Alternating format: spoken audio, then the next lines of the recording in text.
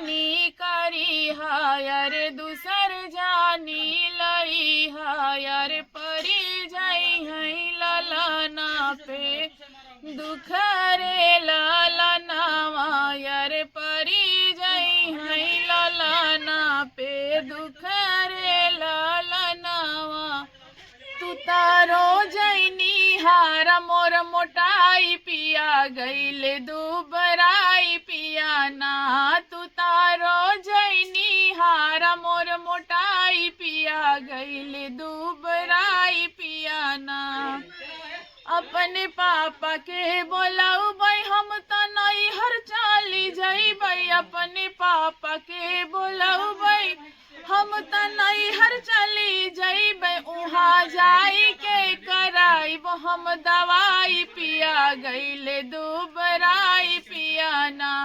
नमस्कार दोस्तों, मैं राजीव तिवारी कैमरामैन सतीश पांडे के साथ आप देख रहे हैं नई सोच नई ऊर्जा। आज हम फिर से आ गए हैं कंचन दीदी के पास, कंचन मौर्य से मिलने के लिए। और उनका एक गाना है जो कि बहुत ज़्यादा वायरल चल रहा है, आज हम वही सुनने के लिए आए हैं। जी दीदी, आप सुनाइए। जरूर सुनाएंगे। हो गया सबकी नमस्ते बा, राधे राधे। आप सब हमारे गीत सुनत जाया और कमेंट में जरूर बता जाए कैसे रहा है। फिलहाल जाड़ा वाला सीजन है तो हम जाड़ा वाला गीत सुना अच्छा कमेंट कर जाए भाई, गलत कमेंट बिल्कुल न कर जाए, पहले बता देते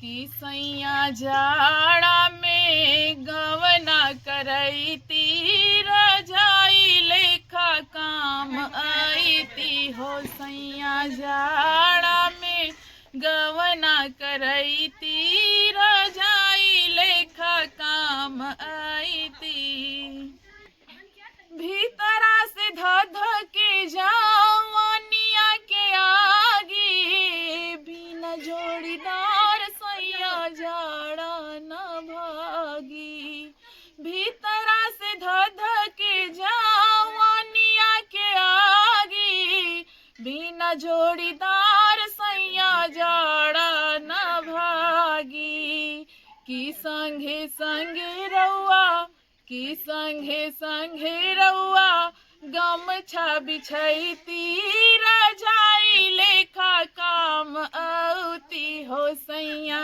जाड़ा में गवना करौती रजाई लेखा काम औती से बराला सैया रसरी में रसरी ओ सही फसवती सैया टंगरी में टंगरी की अकवरिये में